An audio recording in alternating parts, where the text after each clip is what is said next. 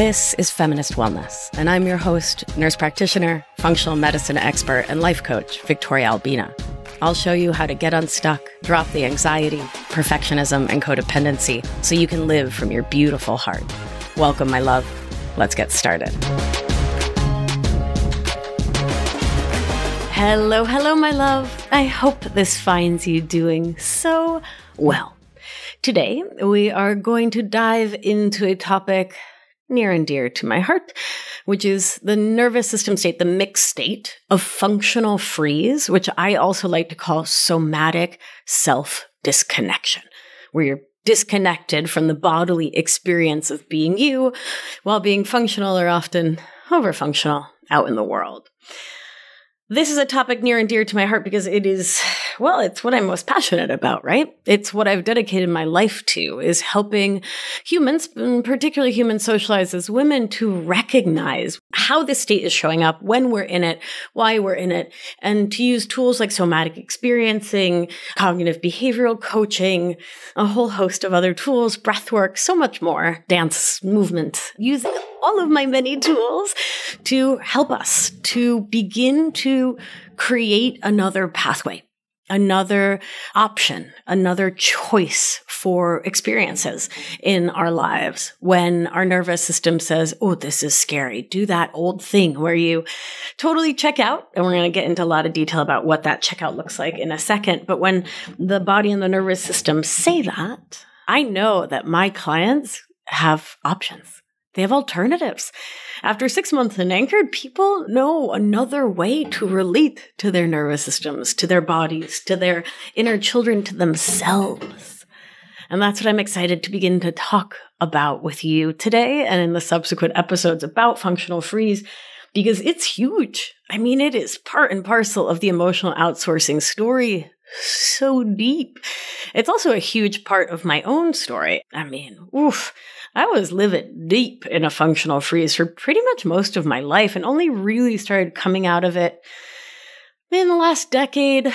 Well, I mean, in the last 15, 20 years since I started doing somatic practice, really in the last 10 years was I applying that to myself and starting to see my somatic self-disconnection. And then it was really only when I got out of this was the work that supported me in getting out of an emotionally abusive relationship. And it was only in getting out of that and really rebuilding myself in the last 5 to 6 years that I am now able to say, I do not live in functional freeze, right? I live largely in ventral vagal with normal, natural, incredibly human voyages into sympathetic and into dorsal. That's what nervous systems are supposed to do, right? They're supposed to run the gamut of human experience.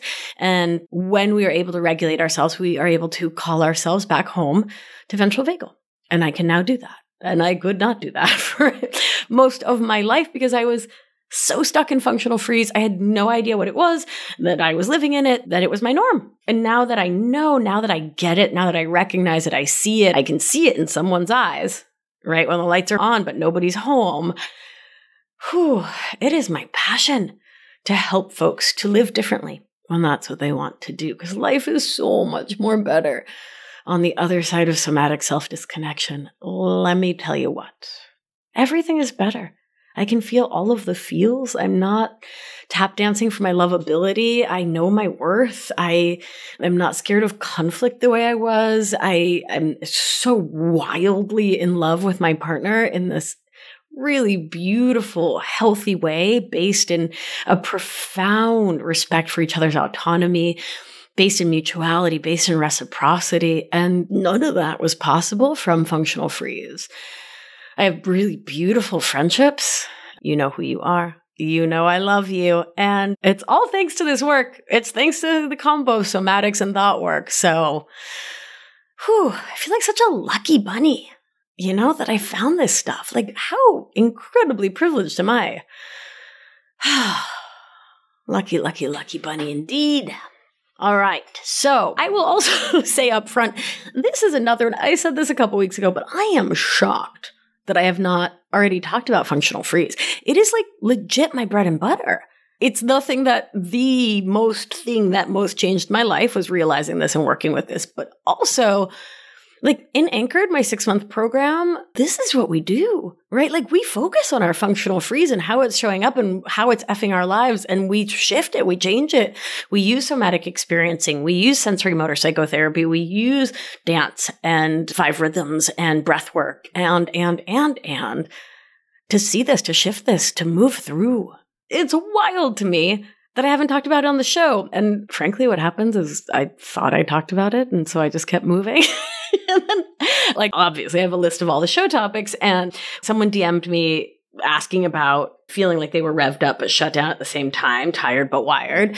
And I was like, oh, of course I have an episode about that. I probably have like 25, and found I have 0. So we are rectifying this problem right now. Okay, so one more little preamble before we dive in is a nerd alert for my deep nervous system nerds. As you're listening and you're like, wait, functional freeze and my term, somatic self-disconnection, this sounds an awful lot like Kathy Kane's faux window of tolerance. And that has a lot of resonance with coupling dynamics, like over and under coupling. But hold on, that also sounds like global high activation, right? Overcoupled to everything. And like when someone's in global high activation and freeze at the same time. So wait, I'm confused. My darling, my tender nerd, you've been reading an awful lot. I know. I've been at the same trainings, reading the same books, working with the same mentors. These are all lenses on the same kind of thing, right? There's like Kathy Kane brings a slightly different texture to it. So does Judith Blackstone. So does Peter Levine. So does Pat Ogden. Like we all bring our own slightly different lens on it, and I add to that discourse around this by bringing in emotional outsourcing, which for folks who are new, emotional outsourcing is the umbrella term that I coined to talk about codependent, perfectionist, and people-pleasing thought habits and survival skills. We don't use those words as labels around here. We're doing ourselves dirty when we do. And so I talk about functional freeze and codependency and how one begets the other and keeps the other rocking and rolling. So that's my addition. But yeah, we're all kind of talking about a lot of the same things in slightly different language that resonates for different people in different ways. And I think that's absolutely beautiful. I think we need it. We need all of it so that all of us can learn. Because if you read Pat Ogden and you're like, just read Kathy Kane. Come here and listen to me, Keep learning until it lands in your body, right? And obviously this is a podcast, not just a somatic practice, but listen to my words and listen to your body and how your body reacts and responds and talks to you as you hear me talk. And just be present. Just see what happens. Just get curious. So you can start to move this work from the cognitive sphere, from the mind, into the body. Okay, so let's talk about what functional freeze or somatic self-disconnection is. So it is a state of chronic dysregulation or imbalance between the sympathetic, fight or flight, and parasympathetic, rest and digest branches within the ANS, the autonomic or automatic nervous system. And that nervous system is responsible for regulating bodily functions not under conscious control. Heart rate, thyroid, digestion, reproductive functions, stress, along with having a really important impact on mood, emotion, sensation, feelings. And this is when you hear about polyvagal theory, the work of Dr. Stephen Porges, and of course, the goddess Deb Dana. Polyvagal theory is talking about how the vagus nerve, which has 3 branches, is part and parcel of the autonomic nervous system and is the thing that makes the magic happen. The magic is being a human with feelings and emotions and also digestion and a thyroid. So we've got sympathetic, fight or flight, freak out. We've got parasympathetic. Within that, we have ventral vagal, the safe and social part of the nervous system. And we've also got dorsal shutdown, which is the frozen, checked out, I'm not home. I'm not here. I'm not present in my body. This is the nervous system state of last regard. Last response, you're toast when your body goes into this state. And we're going to get into a lot of detail about what it feels like in just a moment. So, functional freeze is the mixed nervous system state, where your foot is all up on the proverbial nervous system gas. You are all revved up in sympathetic fight or flight. You're full of adrenaline. You're full of norepinephrine. Eventually, you're full of cortisol. You're buzzing. You've got like a majillion shots of espresso of like buzzing anxiety in you about the world, all the people and things. Everything feels maybe a little bit kind of dangerous, right? Because that's what sympathetic is. Sympathetic is I'm in danger and I need to flight or fight. So that's happening. Meanwhile, your self-same nervous system also has a foot firmly on the brakes and is saying, shut this party down. There is no way I can survive this experience. Put this animal into dorsal shutdown, freeze, disconnect.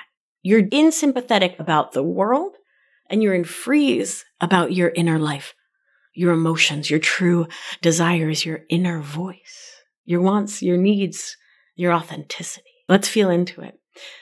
Revved up and shut down. Revved up, anxious, worried. What's happening? Shut down to feelings. Thank you very much.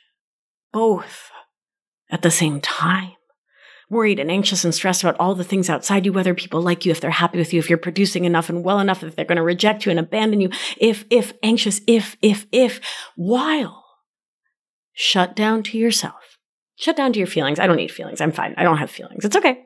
If I had a shiny little nickel for every time, especially in my teenage years, I said, I'm fine. I don't have feelings. I'm fine. I don't need feelings. I'm fine. I can laugh now, but man, that sucked. Whew. That's functional freeze. Jacked up about the world, shut down to you. And this dysregulation or imbalance in your nervous system can keep your body reacting as though there is imminent danger when there really just isn't. You're jacked up on freak out hormones in moments that are actually not truly scary or dangerous in any way to grown-up you. Moments like when your partner wants to talk, like a loving, kind partner is like, hey, babe, let's talk. And you're like, or didn't mean to make like a full-on donkey Eeyore noise. But like, I think that's also the sound that my soul made for like 20 years when someone would be like, Maria, Victoria, I need to speak with you. Right? It made that donkey noise. Right? I get all anxious about them and what they were going to say and what was going to happen externally, but my feelings steel trap around them. Yeah? Or this could happen when you need to make a decision and you're worried that someone will be upset with you if you make the wrong call. Or if you need to call a doctor's office and before you've even picked up the phone, you're braced against them being mean or rude or cold. I could go on with examples, but the point is this. You are so disconnected from yourself. You don't even realize or recognize the emotions within you. You couldn't name them if someone really insisted that you do. The fear, worry, frustration, disappointment, anger. Whew. Those are untouchable. They're hidden away because expressing them, feeling them, especially in a family awash with codependent, perfectionist, and people-pleasing habits, that was not safe. That was not smart. And you, my love, are no fool. You're not an idiot. What are you going to have feelings for? So you can get negated, isolated, shut down, treated like crap, told, oh, honey, get over it. You're fine. Or your fall wasn't that bad. You just have a little scrape. Get up. Or the opposite side of the spectrum here, if you fell off the monkey bars and your parent like super hyper overreacted. My God, my ex-mother-in-law was like this. Like someone would get the tiniest scrape. It was as though they had had like a field amputation during the American Civil War, like while biting on a bullet. Like everything was catastrophic, right? And we talk about catastrophizing in episode 134. And so if that's your parent, would you want to say that you had a feeling? Like, I would keep all those feelings very close to the chest, thank you very much. And I think I would actually eventually stop feeling them, right? Because why bother? If you're going to get negated or it's going to lead to a crisis moment, don't be the kid causing the crisis in either direction. That is not a safe and smart decision for a very small animal that is physically, energetically, emotionally, financially, where does the food come from, dependent on their humans. And so what happens? Well, the anxiety, the sympathetic, ends up driving the bus, clouding your vision of your actual true feelings and disconnecting you more and more and more from your somatic or bodily experience of yourself. And so many of us who live this way are so used to this that we're not even conscious of being anxious. Your leg is jittering, you speak and move and walk and get it all done really fast. You think at the speed of light and maybe you bang into walls or corners because you're moving so fast through the world.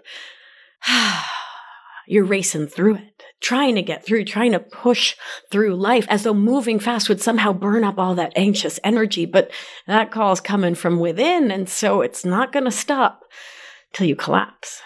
Or maybe you're not the jittery sort. Maybe you look steady, still functional, dependable on the outside, but you're buzzing inside. And either way, you're applauded. You're lauded. Oh my God, you get so much done. You're a superwoman. Look at Supermom over here. You're just out there being functional or even highly functional by external capitalist standards, getting advanced degrees, getting married, buying cars and houses and having kids and getting promotions. You're functional and likely over-functioning in the world. And you maybe wouldn't call yourself anxious, or maybe would, but in a but isn't everyone kind of way. So you're not anxious, but your leg jiggles and shakes a whole ton, and you talk pretty darn fast, and your brain is racing a mile a minute, and you get more done in an hour than most people do in a month because you race around your house or your office like a whirling dervish. And wait, sitting down and resting? No. What? Me? No, I'm fine. No, seriously, I'm good. I would rest if I needed to, but I don't need to rest. I'm fine. I mean, let's be honest, I'm always fine. That's the freeze part. Always fine is the freeze part. No, I'm totally cool. I just you all sit down, watch the movie. Does anyone need popcorn drinks? Can I get anything done? I'm actually just going to run the vacuum real quick because this is during the previews or whatever. It's I don't need to watch the trailer. I'm just going to do, but also the dog, she needs to get her hair crimped because who wants a dog with just straight hair, right? So I'm just going to do that real quick. You see where we're going? Or maybe it's just you learning how to adapt to looking like you're chilling. So you're watching TV while Instagram on your phone, but also have the computer open, or maybe working on a spreadsheet while also texting, but maybe knitting too. But you're good. You're totally good. You're fine. You're good. Right? I'm exhausted just talking about how I used to be. So, oh my God, I never rested. I really have only learned how to rest in the last few years. It's really stunning. And in unshocking news, while I was in an abusive situation, I never could rest. I would never sit. I mean, I was constantly criticized for everything always. So sitting, no. But it's really only now that I have found all this somatic safety within myself and have called in a partner who meets me in such a healing, safe way. I'm a champion at resting now. I'm deeply proud of it. And I'm being profoundly earnest and so proud of my capacity to rest as someone who lived in functional freeze and somatic self-disconnection and had really profound codependent, perfectionist, and people-pleasing thought habits for decades. While you're moving through the world at the speed of childhood trauma and codependency-laden upbringing, long repressed at the same time, you and me are wicked shut down to our own inner world, numb to things like feelings, wants, needs, preferences even. You go with the flow so hard that you don't even know you're in a river anymore. You can't even tell that your feet are wet. You're just appeasing everyone. And you are so not present in your own life, your own world, your own body. Why would you be? It's never been a smart thing to be in the past. Why start now? And that's the point to focus on. Our nervous systems stay revved up and we're just chill and living life, and it's not even being lifey. We stay in that chronic alert and also find ourselves deeply frozen, checked out, not present to ourselves, our emotions, and in many ways the world around us, running from old scripts through a life that we don't hate, but we don't know that we really like. Because to be honest, we aren't present and really in it. The lights are on, but no one is home. And this is functional freeze. So my nerds, let's pause for Nervous System 101 nerding on what freeze is. It's one of the 3 primary stress responses regulated by the ANS alongside what we've been talking about, fight or flight sympathetic and ventral vagal, the human steady state safe and social setting. When a human perceives a threat, whether it's physical, emotional, psychological, the ANS will shoot us into fight or flight sympathetic. We will do our best to get away from danger, but should it become clear that we cannot escape, the ANS will activate the freeze response as a last-ditch survival mechanism when death seems imminent. So let's talk for a moment about how freeze feels. And it's this profound lack of presence. You're never actually really where you are when you're in freeze, and your body is. But you aren't. And it feels like being numb, being frozen, stuck. Listen, I am a chatterbox's chatterbox, and in freeze, I have no clue what to say or what I'm feeling or frankly even what's happening. I am so checked out of the world and myself. It's like my entire body is a block of ice, and especially my brains. I can't feel my feels. I've lost connection with true empathy. My brain is in auto drive of danger, danger, danger, danger, danger. But not like the panicky danger, just like danger, danger, danger. It wants to just shut this situation down so I can get out of it, so I can escape to safety. For me, fawn is generally activated when I'm in freeze, and lots about that in episodes 208 and 209. So when freeze gets activated, especially functional freeze, I seek to appease from fawn. And this happened an awful lot in the aforementioned super lousy marriage with a person with major anger control issues. I would go into freeze quickly and often when I made terrible mistakes, like asking them to help clean up after the dinner I would cook. What would generally happen, should I make such a mistake, is that they would start to scream and berate me. I'd find myself completely frozen inside. They were also a lot taller than me and had like 100 pounds on me, so it was scary in several levels. And so I'd be frozen inside. And meanwhile, I would feel this like racing, revving energy to make it stop while fawning, right? My language would come from fawn and would sound like, you know what? You're totally right. It was totally my fault for asking you to do the dishes. I know you worked all day. Meanwhile, I had, seen like 20 patients as a primary care provider. I'm so sorry. I shouldn't have done that. You're right. You're right. Right? You see in the tones of freeze here. You're right. I'm fine. You're right. I'm fine. Whatever it takes to make the onslaught stop. So that was my experience of functional freeze, right? Just one experience. I want to be very clear here that it doesn't require an intense moment or an abusive or dangerous, scary moment for functional freeze to come to the surface or to be just how we get through. It's often activated by everyday interactions at work, with our parents, with our kids, even with our friends. A similar flavor of freeze can happen when we get called on to give an opinion out of nowhere, when meeting new people and they do that rapid fire personal questions thing. And by the way, I really don't do well with that. Please stop doing that to people. No one likes the Spanish Inquisition.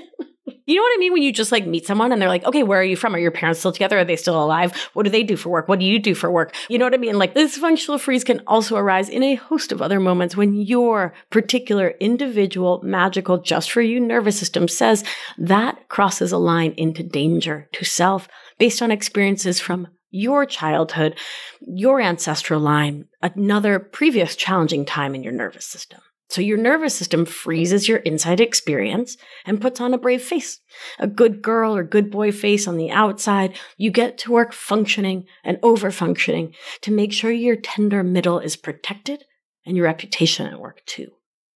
So what does freeze look like? Well, it looks like immobilization. The freeze response is characterized by a temporary state of shutdown, reducing unnecessary movements and conserving energy. Muscles can become tense as we brace for impact, which is a super challenging, stuck feeling in the body. It's feeling like we can't move our limbs, can't get up from a chair, definitely can't talk or defend ourselves. We lose access to our smarts, to our logic, to explaining ourselves.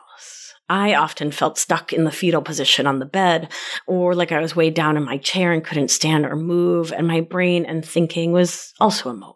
Again, chatterbox that I generally am, I had no access to my words. And my body would go into this stock still kind of energy in an attempt to save my life. And so here's where I want to remind us of our favorite metáfora. T-Rexes can only see you if you're moving. So if you're not moving, you're less likely to be lunch. So if you're worried that you're about to become a T-Rex snack, immobilization is your best friend. Your heart rate and blood pressure are reduced, which makes sense if you think about lion attacks. If you get bit, you won't bleed out as fast. Isn't that wild? It's as if time slows down in freeze, helping you to conserve energy, but also making life feel really surreal. Pain sensation is decreased. Endogenous endorphins and cannabinoids are released into the body in freeze and can temporarily reduce the perception of physical pain. So again, if you're bit by a lion, it won't hurt so much as you try to escape, which is absolutely genius, and also reduces our amount of empathy towards ourselves and others, which can make interpersonal relating while we're in a functional freeze pretty challenging. And finally, heightened sensory awareness. And paradoxically, and this is so fascinating, the freeze response can lead to heightened sensory awareness. We shut down to ourselves while also becoming hyper vigilant externally and have increased perception of our surroundings because fool me once, I'm on high alert to detect any further potential threat that may be coming my way. So, in the context of functional freeze, this freeze response becomes chronic, adaptive to your past and your history, though maybe not your current reality. And I just want to make sure that's clear, right? Something that led you to shut down and go into freeze in the past can get projected onto your current reality. And even if it's not the same thing or really isn't in the ballpark of the same thing, your nervous system can just shut down because it feels a lot safer to just assume something's a lion and figure it out later than to be like, oh, it's probably a tabby cat and then your lunch, right? Makes sense. So functional freeze or somatic self-disconnection can manifest in a host of ways, both physically and psychologically. And when I started piecing these things together and started doing my trainings and learned about it, I was really shocked at how many of my own physical experiences and those of my patients were pretty direct evidence of functional freeze being part of their picture. Again, maybe not the whole picture, but definitely part of it for sure. So on the physical plane, folks in functional freeze often have chronic muscle tension from all that bracing we were just talking about. All that cortisol is exhausting, leading to fatigue and sleep disturbances like feeling tired but wired at night, which also tracks with what's called adrenal fatigue, which is often really just functional freeze. And we talked about that in episode 7. Gastrointestinal problems like IBS, SIBO, chronic heartburn, and to brag, I've had all of them, no longer have any of them, on the other side of functional freeze, which is pretty dope.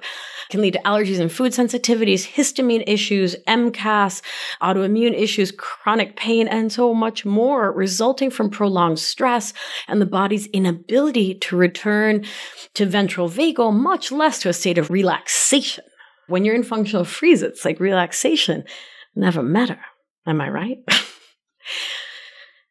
Common psychological signs of functional freeze include what you would expect: anxiety and depression, along with emotional numbness, reduced capacity for joy or excitement, difficulty forming and maintaining relationships.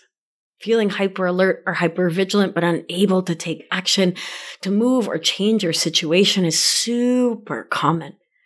Dysregulated nervous system function can lead to emotional instability and impaired emotional regulation, and just general flatness, sometimes with bouts of big emotions, like really big, mad, sad, glad, overly excited.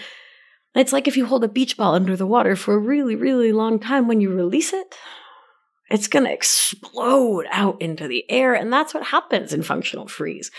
You hold the feels down and stay out of presence to your own lived experience. And when you do finally have a full human feeling,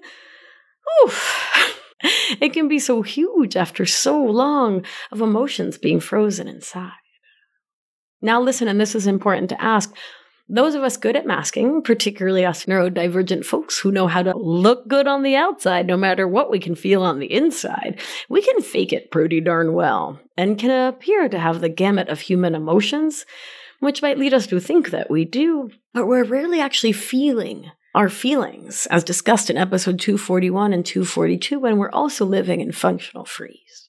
So this is just something to get curious about, just using compassion and curiosity and care for self. Just start to ask yourself, am I really feeling these feelings, or am I putting on a mask that lets others think I'm having the feelings? Am I just thinking my way through the feelings, or am I really feeling them and processing them through my body? Meaning, once I've given them space Have they moved through in a real way? It's a beautiful thing to get curious about, right? Not to pathologize yourself, but just to get curious. Furthermore, functional freeze can show up as perfectionism, endlessly doing but never progressing, feeling wicked challenged around decision-making. See the aforementioned perfectionism. Poor listening skills, which is not because you don't care, but because you aren't actually fully in the room. So like you might think like, damn it, people talk and I don't really hear it. What's wrong with me? Nothing's wrong with you. You're just in functional freeze. You aren't present, which can lead you to come across as flaky, unable to follow through or keep commitments, again, because of not there. Feeling numb, unmotivated, helpless, hopeless, again, because you're not there. Having what appears to be poor memory. And there's some complexity, right? So we understand that with a history of trauma, there's complexity in how memory gets written into the hippocampus.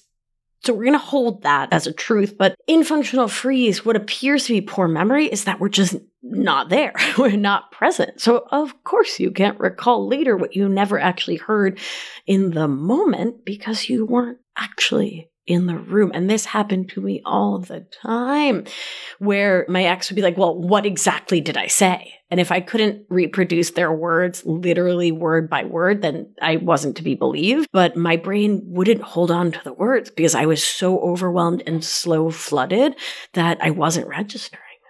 Functional freeze, right? Nothing wrong with me. This whole functional freeze thing matters to me because I was so gaslit into believing there was something profoundly wrong with me, that I was the identified patient, that it was always my fault, that I needed to do more. Because I was so deep in functional freeze, I believed it, and it kept me in functional freeze. So once I understood this and could really see somatic self-disconnection for what it is, I was able to see the rest of the picture, and I was able to rescue myself and get out of that situation and to reclaim my life. Pretty cool, huh? Functional freeze can show up having a penchant for a buffer. Buffers like alcohol or substance use, TV, scrolling, online shopping, food, drugs, self-help, overthinking, ruminating, feeling stuck in your thoughts and your habits and your behaviors in your situation because, my love, your nervous system is stuck in a lot of ways. You're in freeze, right? And if you're curious, wait, is this buffering or is this like something helpful for me? This thing I'm doing? Episode 105, buffering versus conscious distraction, is all about it. Beyond all the physiologic experiences we just detailed, we do a lot of stuff that can often be secondary to living in functional freeze. As always, I'm not saying this is a one-to-one thing where if you do X and it's because of Y. I'm just so not into that Instagram diagnosing thing. We are complex animals. What we do is multifactorial, right? Who we are, how we show up. And also, since we're on the subject, if it doth quacketh like a duck, might a duck not it be? So what are some things we do that are super common in functional freeze? Well, we experience stagnation in our careers, staying in a dead-end job or never pursuing our truest passions. And we choose the monotony of a stable but soul-sapping job over risking going for our dream career, paralyzed by the fear of stepping out of our comfort zone.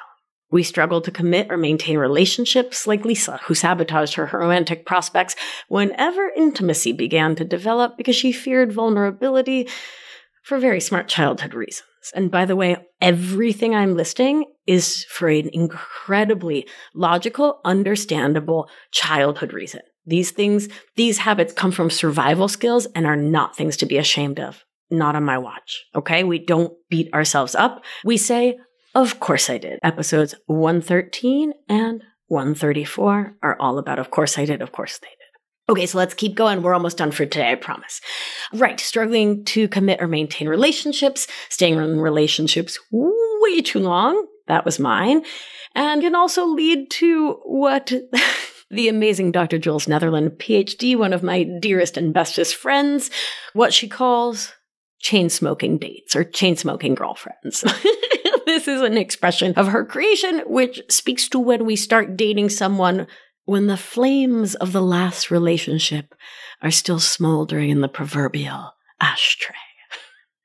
Like, chronic monogamy or chronic not monogamy, but like going from date to date, relationship to relationship without taking a moment to breathe in the middle.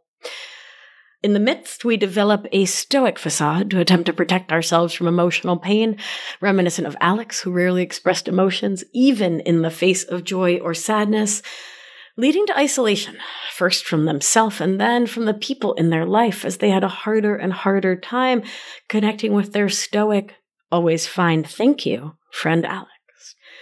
Because we are so disconnected from our bodies, our physical health is often ignored. We neglect our bodies. We don't go see our clinicians, often because we don't believe anyone can or will help us, even if we ask for help.